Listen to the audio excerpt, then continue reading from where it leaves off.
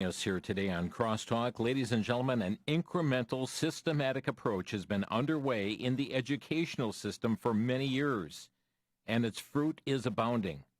How shocked we were 20 years ago in the school year 2000-2001. It was that school year when we learned that the Milwaukee Public Schools had a gay and lesbian advisory committee that met monthly. Folks, that was 20 years ago. We obtained an extensive manual at that time, a 3-ring binder filled with information on how to incorporate the gay, lesbian, and bisexual agenda into the schools. Even 20 years ago, they were speaking of homophobia and heterosexual privilege. You'll see those words right in the notebook. There was information on how to reduce homophobic bigotry by having role models such as openly homosexual teachers, coaches, and administrators. They also spoke of bringing in homosexual guest speakers to the school, establishing gay-straight alliances, to reassess the curriculum to incorporate gay and lesbian issues throughout the curriculum, not just in classes like health education, but in traditional disciplines such as English and history and science, even using same-sex couples in math story problems, so it was in math class as well. There was instruction how to diversify the library and media holdings to include gay and lesbian titles. It was a massive document, of which we've got a copy here. And based upon the success of change agents, the same type of indoctrination is underway to promote the transgender agenda as well, the transgender ideology.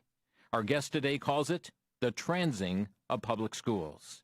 Joining us today, Lori Higgins, Cultural Affairs Writer with the Illinois Family Institute. Lori, thank you for joining us. Thanks so much for having me, Jim. Well, Lori, as you know, the transformation of the schools started rather subtly and incrementally, but now in so many cases it's blatant, it's in your face. How did we ever get to this point? Well, there are many reasons why we got there, and one I would say is the increasing cowardice of Christians and conservatives in general. You know, what we've done is failing to recognize that dramatic cultural change doesn't happen in a singular moment. It's all these little incremental steps, as you said, that we ignore or dismiss because it's easier. And, you know, there are people, me and many others and people doing it before me, that have been warning people about this, and people just continue to ignore it because it either involves us getting active in our schools or it involves pulling our kids out of schools, which is a sacrifice. I mean, it involves either a monetary sacrifice or our time and energy. But now, you know, when I first came aboard the Illinois Family Institute in 2008, I was much more involved in trying to get parents involved in their school system. Now, the toxic ideas are too pervasive. They are systemic in our system. They are bureaucratized at every level, and every institution involved with public schools, whether they're state boards of education, the American Library Association, the major of library science, the schools that train people to be teachers, all of those are in the tank for both promoting homosexuality and what I call transcultism, because the beliefs are so irrational. And so now I still say it's a stewardship issue to be involved in what is going on in your schools, because the kids who are in public schools now will be the culture makers in another decade or less. But parents need to get their kids out of schools. Lori, you live in Illinois. You've been monitoring what's going on in education in your state in particular, but it's got, you're observing what's happening nationally as well. But you have pointed out the impact of an executive order that came from Governor J.B. Pritzker. Tell us about that executive order that came out some time ago. Well, yes, he appointed a task force whose members were all on the left and included young people either in high school or just out of high school who identify as the sex they are not and never can be. So he created this task force to come up with recommendations, what I call to trans the school. They'll argue that it's to make it safe for schools, but of course they're masters of manipulating language. So what they mean by safe is to mean affirming of a set of assumptions about the nature and morality of cross-sex identification. So he came up with that task force, and they came up with their recommendations. And I hope people are paying attention in other states, because this is coming to every state. It will come to every state unless people take a stand against it, and it's very uncomfortable to take a public stance against this. But if you want, I can tell you some of the things that they've recommended for transing schools. I want you to share it because people's eyes need to be made aware and open, their eyes open to these issues, because there's a list of recommendations that they made, and we know that the Illinois State Board of Education was impacted by this governor's order. So just unfold for us what's part of those recommendations. Yes, so here are the major ones. Schools are to add the terms gender identity and gender expression as protected bases for extracurricular activities. So that means how to get boys, particularly, into girls' sports. That's what that's about. Schools are to allow students who pretend to be the sex they aren't to use opposite-sex restrooms and locker rooms, and that access is to be unrestricted. And here's the irony. And now, if girls are not comfortable undressing in front of boys, biologically male peers in the girls' locker room, they can request private facilities to change in. Those private facilities used to be girls' locker rooms, but now they have to ask for special dispensation so they don't have to change in front of male peers. Schools are to provide ongoing training to all staff members, which means indoctrinate them with leftist views of gender dysphoria and cross-sex identification. School employees are to use false pronouns, or the goofy invented ones that, as I said, sexually confused and often tyrannical teens want them to use. And schools are to discipline promptly any district employee who refuses to use those. So, in other words, theologically orthodox Christians who believe that's an affront to God and that it's a lie and they're not to lie, and so they can't use false pronouns, they are to be disciplined.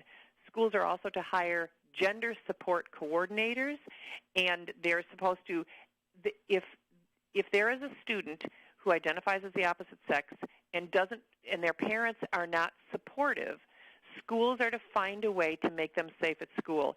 So anyone who can interpret the subtext there is the schools will help them deceive their families. So these are just a few of them. It's outrageous what is going on, and to see here, Lori, that the whole emphasis of this is to be affirming of that which is to make normal that which is abnormal, to affirm that which is not normal or natural or right. Right. It's causing young people to live a lie of deception. Right. The really interesting thing, and I've asked a number of people on the other side of the aisle, if there is a mismatch between a person's subjective, internal, felt sense of themselves as male or female and their objective physical embodiment with healthy, normally functioning bodies, why would anyone assume that the error is with the healthy, normally functioning body and put them on hormones so they will be lifetime medical patients and then disfigure them through surgery if they choose to go through that? Why would we make that assumption? We've come to this idea that somehow subjective internal feelings and desires are superordinate over objective reality. And that's why I say there needs to be a discussion. We need to understand that these are all assumptions. These are faith-based beliefs on the left, that the human person, their spirit animal, is divorced from their physical embodiment. It's a very, there's an old heresy called Gnosticism that separates the person, their spirit, from their body. But that's just an assumption. That's a faith-based assumption. That's not an objective, factual statement. And we're going along with this because, Christians don't want anyone to call them names. And that's why the left wins, because every time they call us a name, we say, well, we're not going to say anything now. And we're adults, and we're Christians, and we should be wise, and we should be willing to encounter trials for Christ and his kingdom and to speak truth when it matters. We are told today to make a distinction between sex and gender. Your response to that? Well, okay, which is a really interesting question because so they say, sex is your objective biological aspect of the human person. Then there is gender, which the left says are the arbitrary, socially constructed expectations, roles, conventions that the society associates with maleness or femaleness. And then there's gender identity, which is what do you feel about yourself? The interesting thing is they engage in this rhetorical slippage all the time. The left does, where they will use gender when they really mean biological sex, or they will use. So, for example, when they say your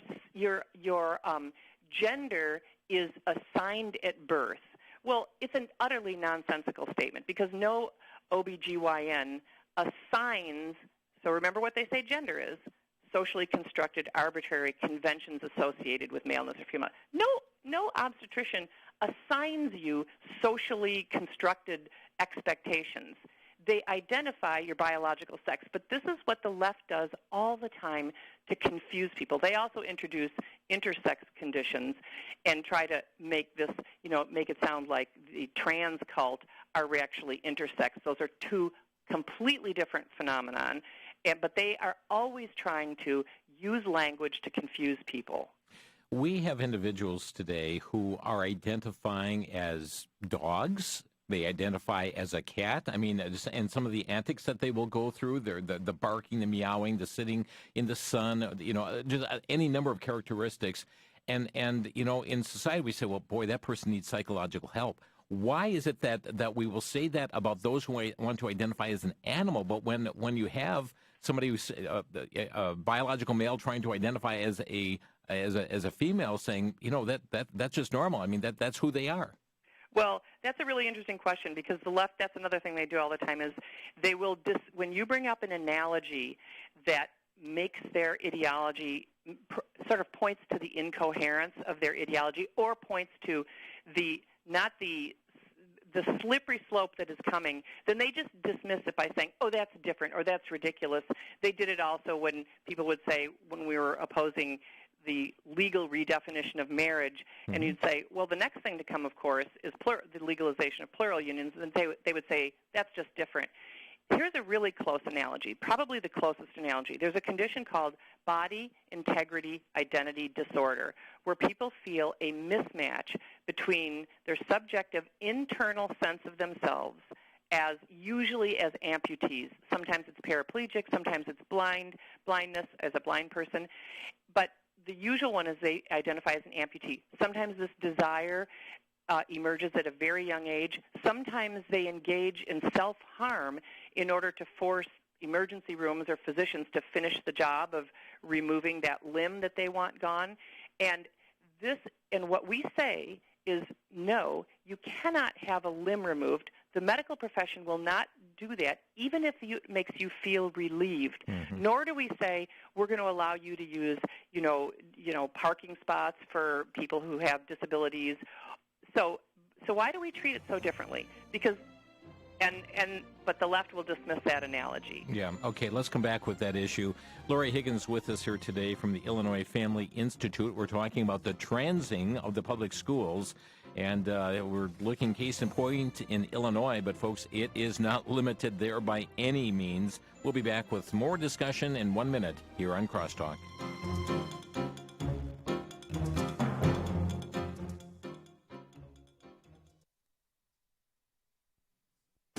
Back to Genesis with Dr. John Morris, scientist and president of the Institute for Creation Research.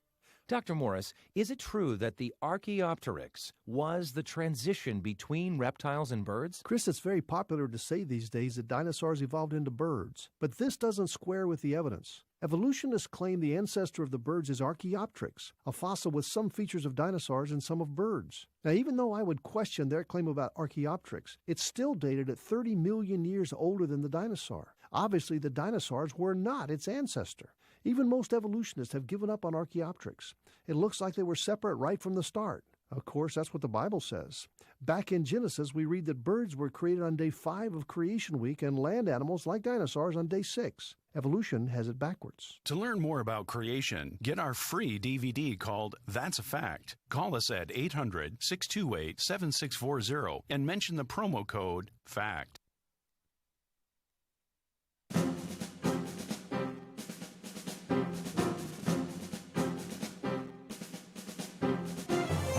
You're listening to Crosstalk on VCY America. Lori Higgins, our guest today from the Illinois Family Institute. Transing the public schools, our topic here today. Lori, there is, and perhaps you have seen it, there has been a social media post that has gone viral here in just recent days about an individual who aspired, declared themselves to be transsexual and transgender, and they needed, to make changes, and they did make changes. And here is the regret that is coming through. Today is 5 years since my double mastectomy. I didn't think it would hit me this hard, but it really is tough to deal with. My scars are so large and I want to crawl out of my skin. I can't believe I was allowed as a child to have this procedure. No one could have prepared me for the reality of it. I was promised sunshine and rainbows, happiness. All my sadness and gender dysphoria would go away. Of course, a kid who was miserable would take that immediately. I don't even feel as if I fit into any gender anymore. My dysphoria is worse than I could have imagined. The fever dream that has transitioned blinded me. I'm so tired, I wish I could go back to being a little girl and tell myself, no, this is the wrong path. This phenomenon of detransitioning is what it's called, is completely tragic.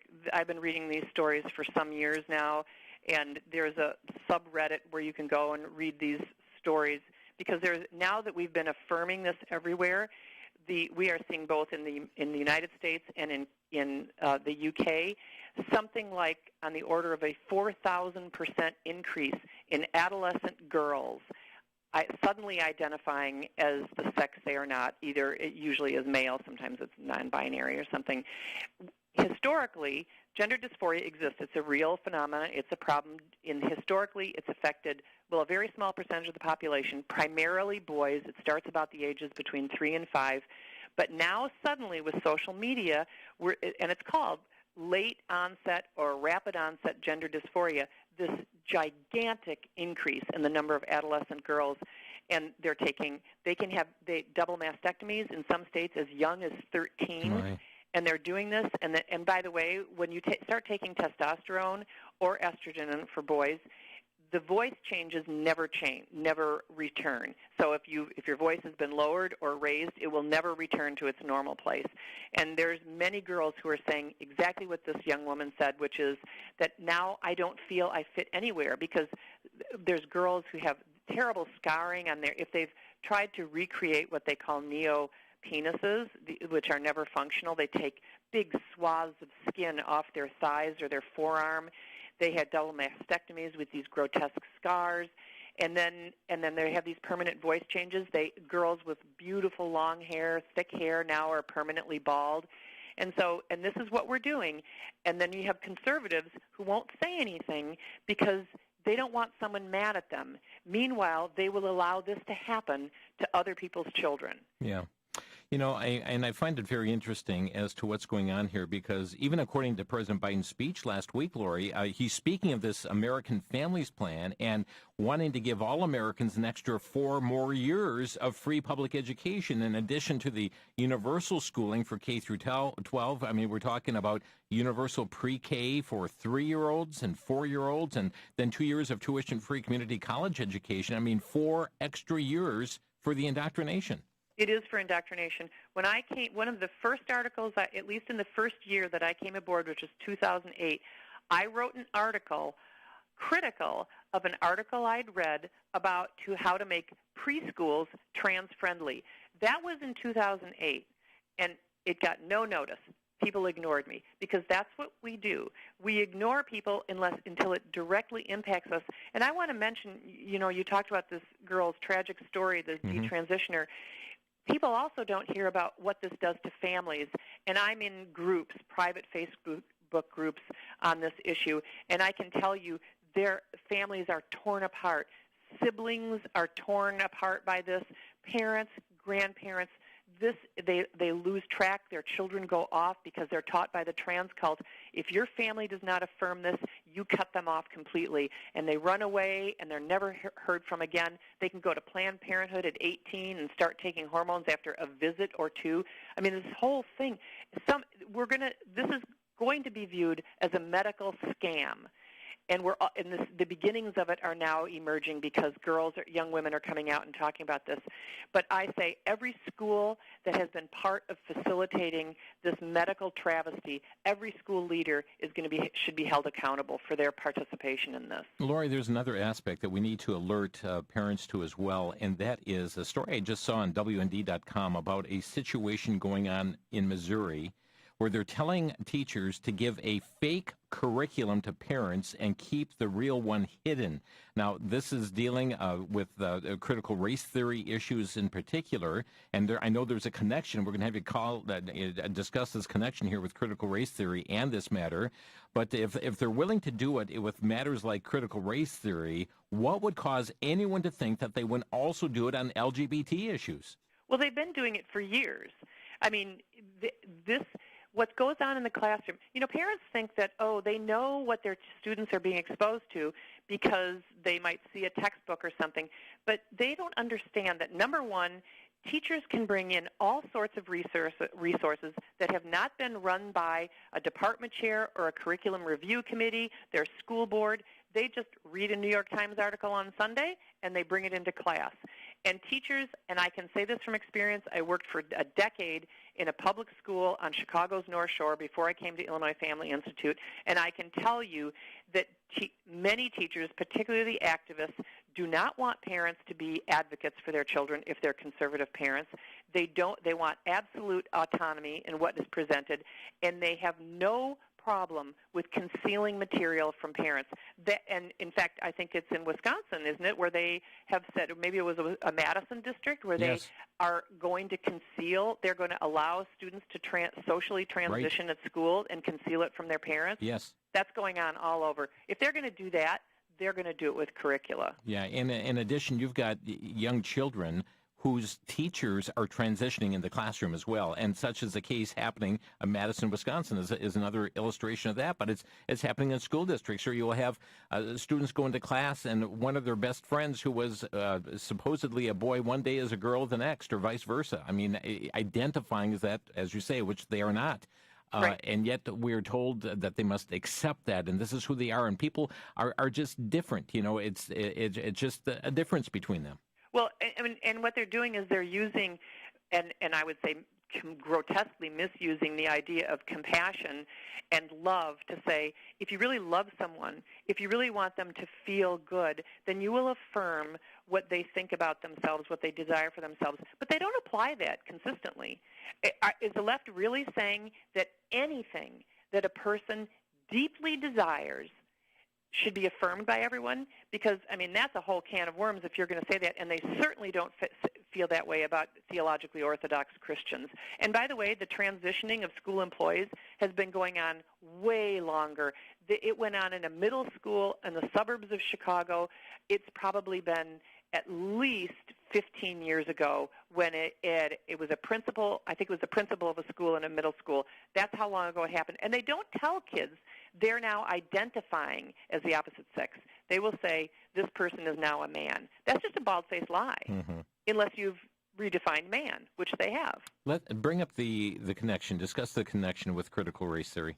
Well, critical race theory affirms all the transcultic beliefs and practices. If you look at BLM, if you look at their beliefs, I know they've changed some of their beliefs. Like they did have something on their website about, getting rid of the patriarchal family, which they caught so much flack that they removed that. But the founders of BLM and many of their beliefs are very explicit about transgenderism, that they affirm it. And in fact, one of the founders is in a relationship. It's a woman, and she's in a relationship with another woman who pretends to be a man. So that is part and parcel of the whole, and it is part and parcel of the whole identity politics, which is really about, race, class, sex, and sexual orientation, and now gender identity. So, they're not really about diversity, ideological diversity, which, that addresses another thing. Parents should go to their public school libraries. They can access them online. Their students have passwords for it. And just do a search of your library book collection on critical race theory or race or feminism or homosexuality or trans cultism. And you'll see how grotesquely imbalanced your school library collections are. Another aspect of all of this, another connection, is the girls' sports just being decimated. It's outrageous. I'm a parent of, 2 girls who were athletes both in high school and college, and this is destroying women's athletics. Title IX is being used and abused. That was fought hard to win those rights for athletic opportunities for women, and now all their records are being decimated by allowing biological boys who pretend to be girls to enter girls' sports. It is the epitome of injustice. Yeah. Lori Higgins is with us here today. Lori, and we see the net effect of this taking place, and the numbers are skyrocketing of young people and teens that are now declaring themselves to be LGBT, where their numbers are vastly growing because of this indoctrination taking place. It is indoctrination. It's happening, and it's affirmed everywhere. So if parents think you can't undo everything that they're exposed to in public schools, and that's exposed to in curricula, through activities, through the plays that are put on at school, through the conversations that happen in classrooms, you can't undo that. And then add to every other context in the culture. So our professional medical and mental health organizations have been taken over by leftists and who are affirming transcultic beliefs. The music, our movies, our television shows, our children's television programs, you can't undo that. And there's only one way to protect children from these issues that they are not capable. We in Illinois now have a law that children from K through 12 have to be exposed to pro-homosexual, pro-transcultic beliefs starting in kindergarten, going all the way through their senior year in high school. Well, they can't possibly understand the epistemological, ontological, moral ramifications and assumptions that undergird this movement, and the left knows it. And so they're saying, well, we're going to approach this in an age-appropriate way, which means we will indoctrinate them with these watercolored, flowery, positive images while they're very, very young. And by the time they get to the age where they can understand this at a philosophical and intellectual level, they'll already be affirming these ideas without even knowing that they've been exposed to ideological assumptions, controversial ones too. I can only imagine the conflict that children are facing about being forced to violate their own conscience on these things. Right. When schools have policies that allow children to use opposite-sex restrooms and locker rooms, those policies are teaching every child in that school that in order to be compassionate and loving, they must relinquish their physical privacy. And it's teaching them that physical embodiment has no intrinsic meaning relative to undressing or engaging in bodily functions. It's teaching everyone's child that. Lori Higgins with us from Illinois Family Institute. We're going to take a quick break, and I also would like to open our phone lines here today. You can start getting on board here at 800-733-9829. That's 800-733-9829. But we're going to tie this together as well with the so-called Equality Act that's already passed the House of Representatives, that's sitting in the United States Senate at this point. And, folks, there is a push to do away with the filibuster in order that this might pass with a 50+1 vote, to do it with a simple majority vote. More on that after the break. This is Crosstalk on VCY America.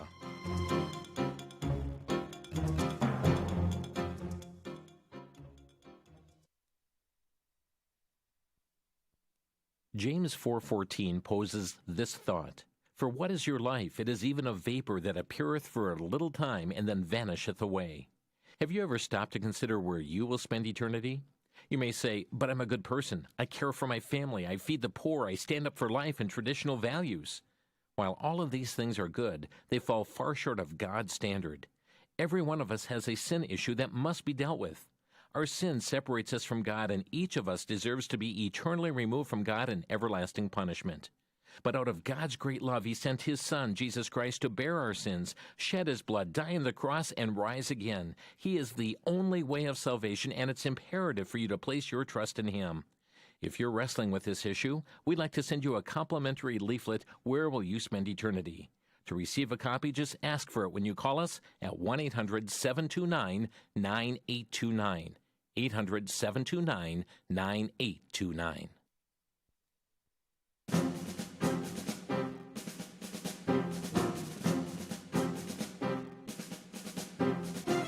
You're listening to Crosstalk on VCY America. Transing the public schools, our topic today. Lori Higgins, our guest from the Illinois Family Institute. Lori, give us a word about Illinois Family Institute.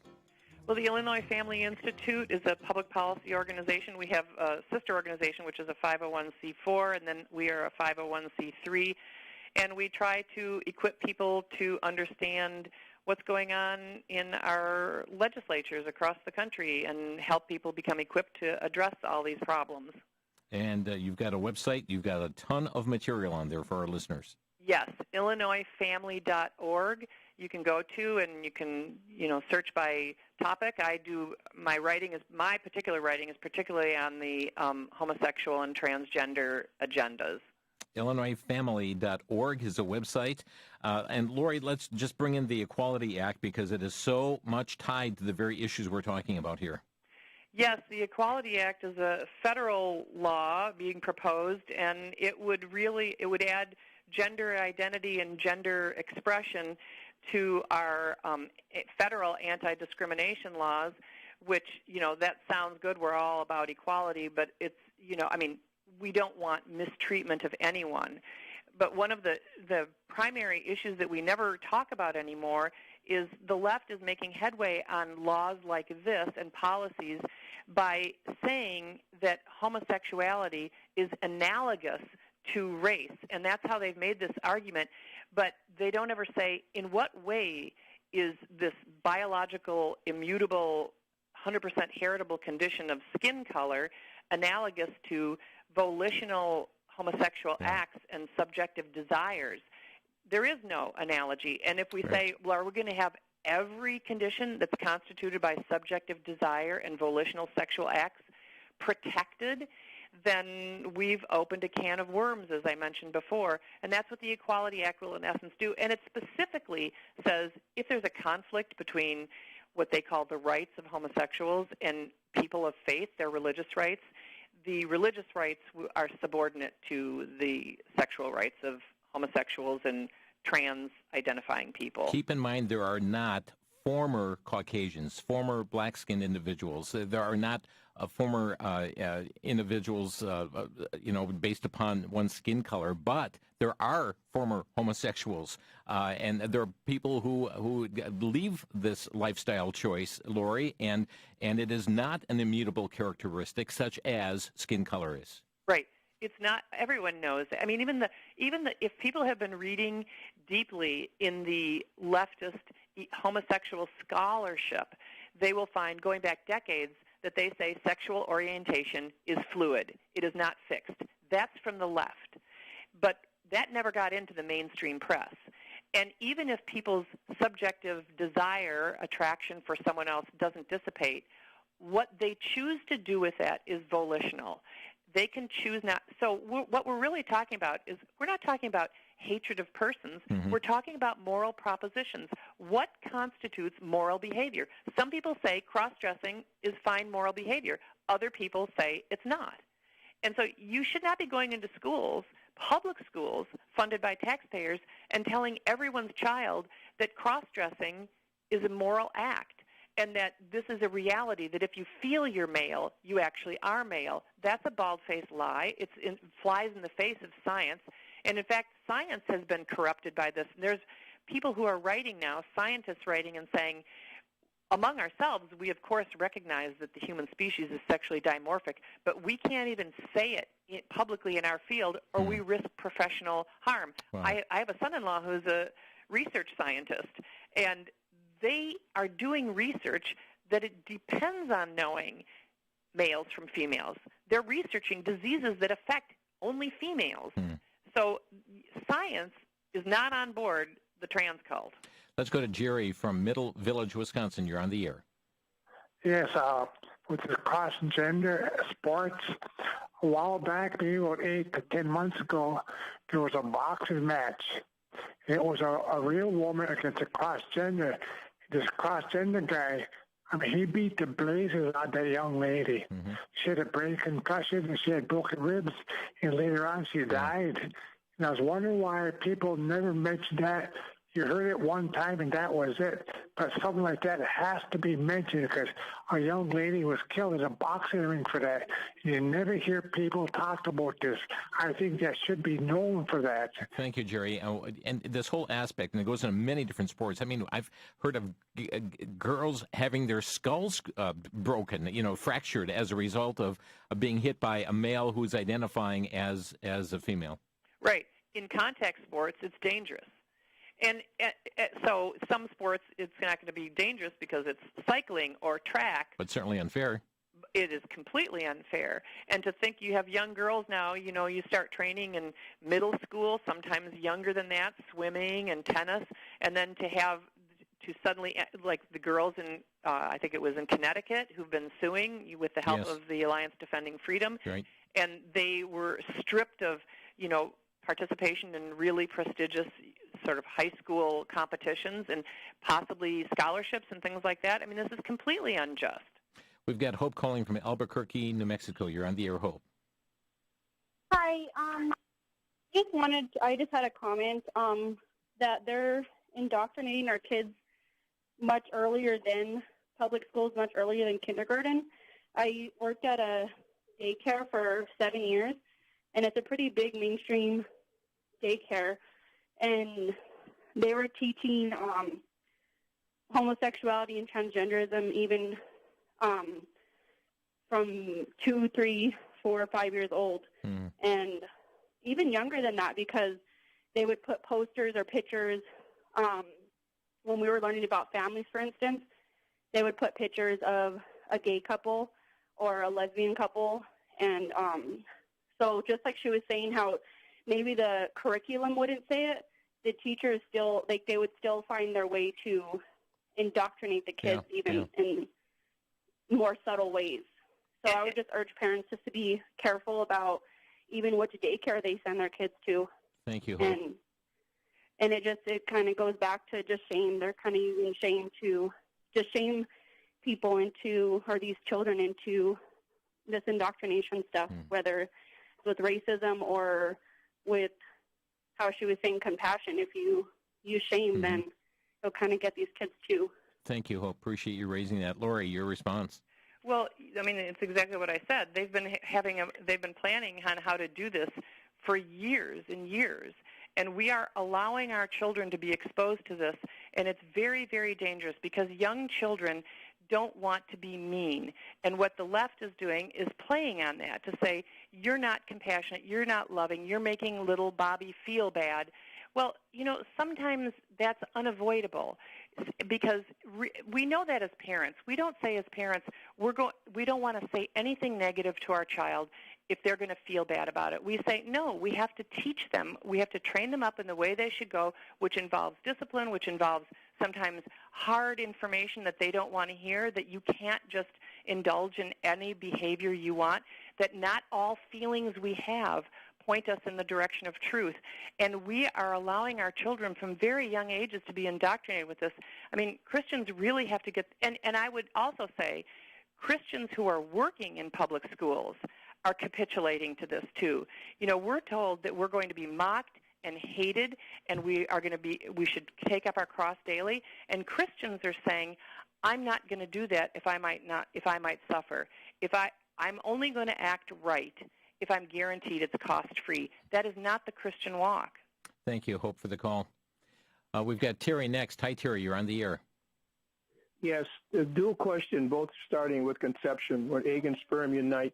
How soon after that can a test be made to determine the sex, and what is that test looking for? And two, what has medical school in the last 20 years been saying when life begins, when what is in the womb is a distinct DNA from the mother, and do they consider that, yes, it's not part of the mother, it's a distinct DNA? Thank you, Terry. Well, I can't tell you at what gestational age sex can be determined. It's certainly young because it's certainly at an early stage because women are having, And that's when we determine it, but it's already determined when conception takes place. Right, exactly. Well, the message is encoded in DNA.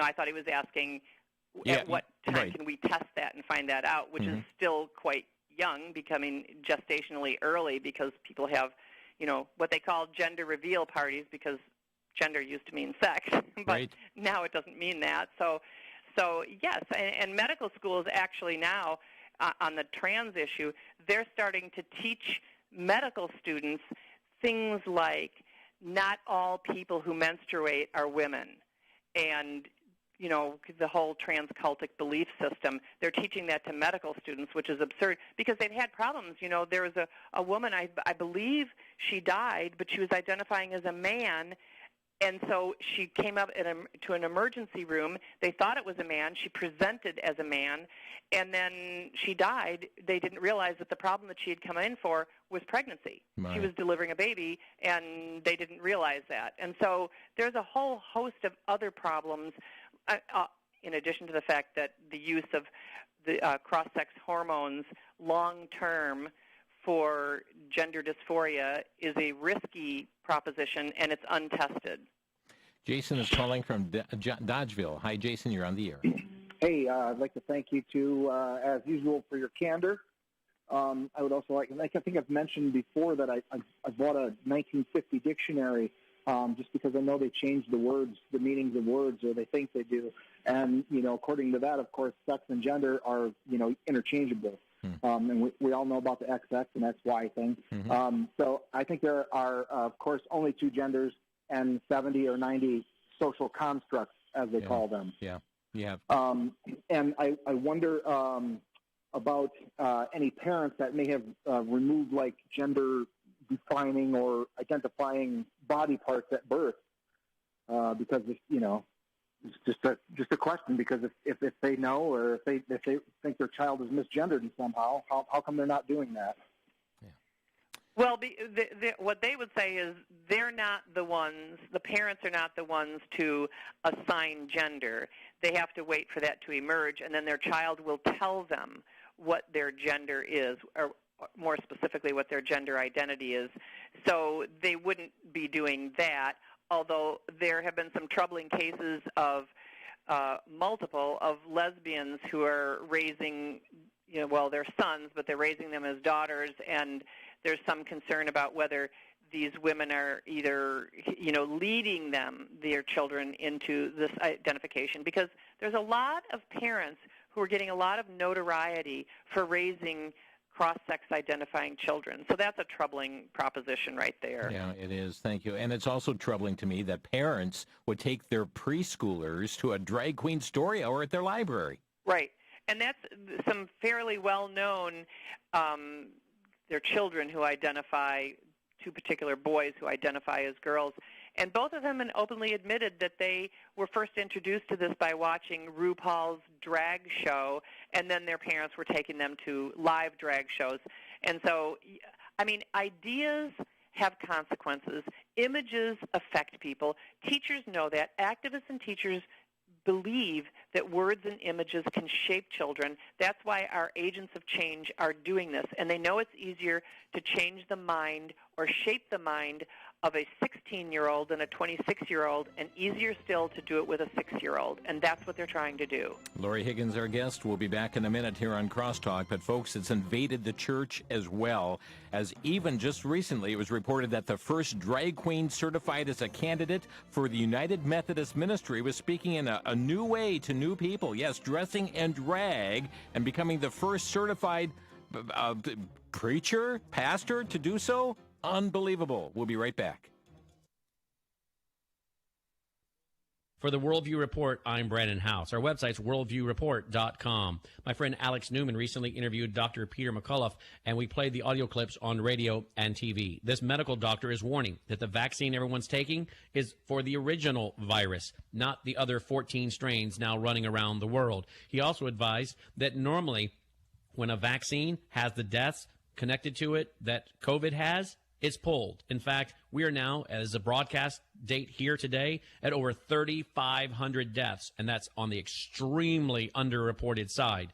But did you know that if you have 50 deaths in a normal product of vaccines, those are pulled off the market? In 1976, the swine flu vaccine was pulled after just 25 deaths. Most of these deaths are occurring within day 1, 2, or 3. He also reports that the Johnson & Johnson vaccine was pulled off the market due to blood clotting, but that the blood clots caused by the other vaccines are even higher. Stay tuned.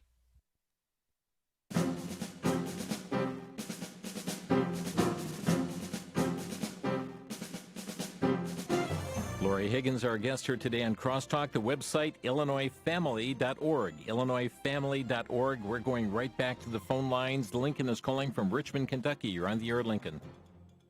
Hi, thanks for taking the call. Sometimes, rarely, children are born with ambiguous genitalia, and the doctor will leave it to the parents to determine where the child seems to develop, in which manner. But isn't it possible if they have ambiguous genitalia that they might have some other ambiguous part of their psyche or their makeup that would cause them to be a different sex or gender sometime later in their life? Okay, thank you, Lincoln. Okay, so that is what I had mentioned earlier. Those are called disorders of sexual development. It's an intersex condition, and it's wholly different from what I call transcultism, but transgenderism. So when we're talking about people who are transgender, who identify as the sex they are not, these are people who have no ambiguous genitalia. Their bodies are functioning normally. Their anatomy is normal in its development, and it's a completely different condition. Intersex conditions are diagnosable. I mean, they're often genetic disorders, extra chromosomes. There's different kinds of conditions. There's one called complete androgen insensitivity disorder, which means even though they're born one sex, their body can't respond to those sex hormones, so they develop as the other. So physicians have long known the best way to treat those people, but those conditions are completely different. And so it's, the question about whether those people have a condition and it's not in transgenderism. And so that's how I would respond to your question. The left likes to introduce intersex discussions into discussions of transgenderism because it confuses people and muddies the water. Intersex conditions are very, very rare also.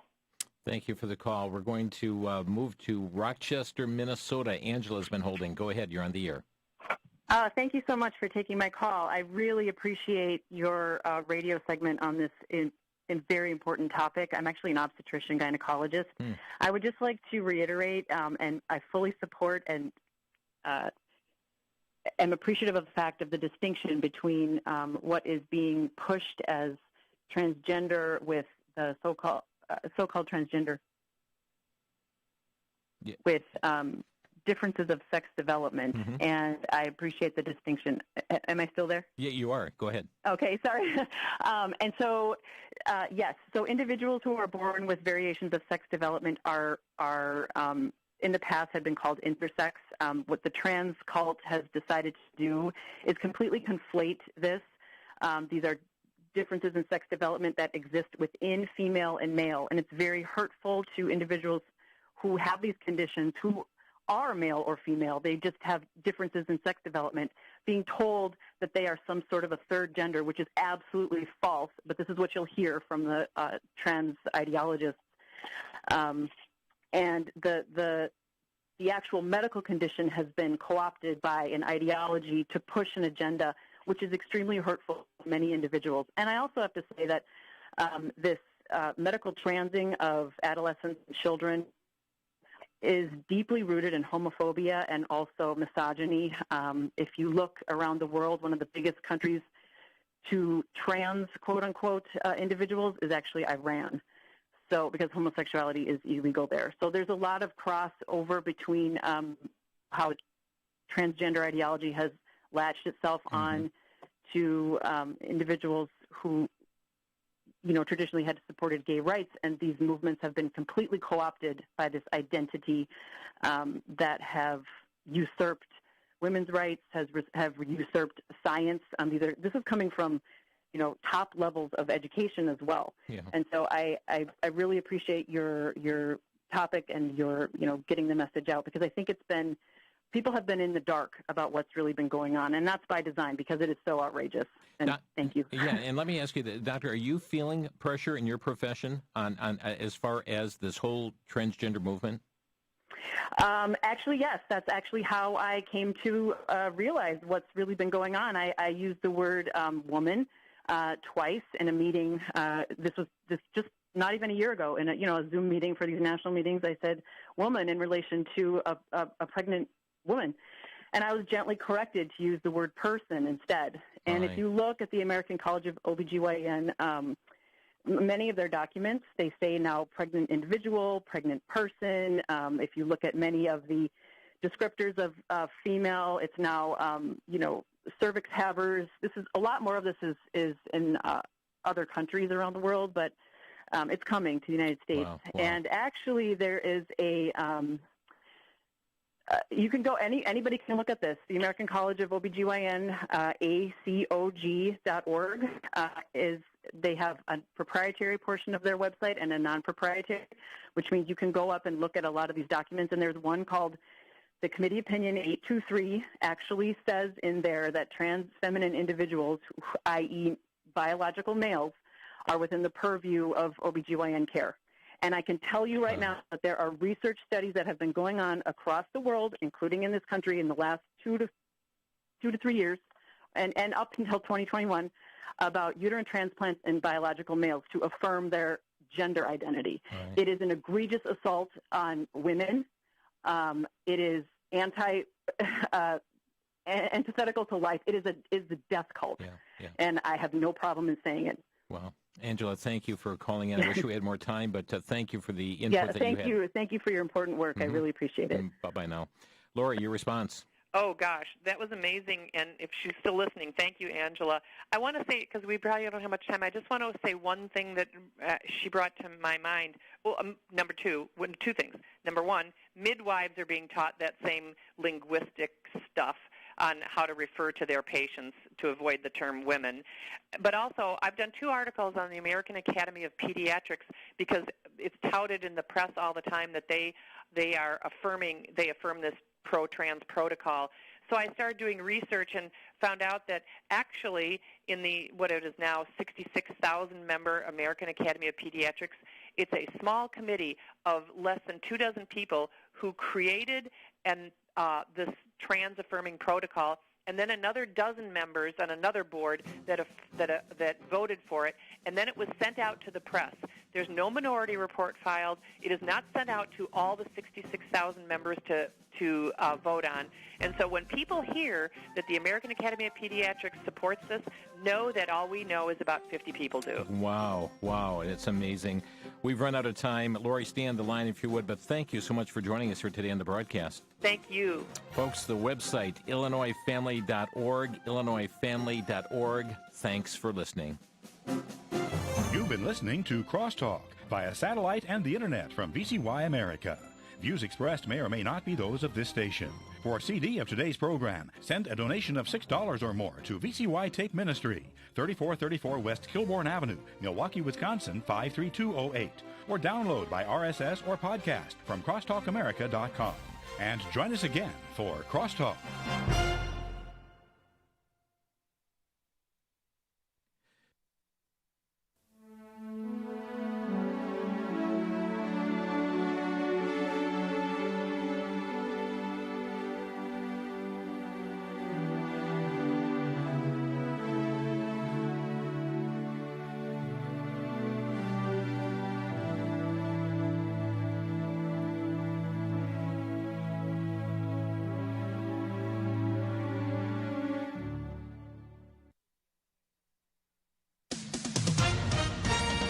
With SRN News, I'm John Scott. A leading Republican says President Biden is misleading the American public about his proposed tax hike. Correspondent Bob Agnew reports. Arkansas Senator Tom Cotton doesn't think much of President Biden's claim that under his tax hike, no one who earns less than $400,000 a year will have to pay more. Joe Biden's statement is obviously false. Cotton tells the Salem Radio Network the plan includes a new marriage penalty and says consumers can expect to pay more as businesses pass along their own tax burden in the form of higher prices. It's also going to be less jobs for their employees. So obviously less take-home pay if you don't have a job as well. One way or the other, Cotton says the Biden tax hike will impact all American working families. Bob Agnew reporting. Also at srnews.com, parts of the South could see more severe weather today. Areas in the line of fire. Parts of Louisiana, Arkansas, Alabama, Georgia, and Tennessee. That zone home to more than 11 million people. Besides tornadoes, strong winds, and hail the size of golf balls. Federal Reserve Chairman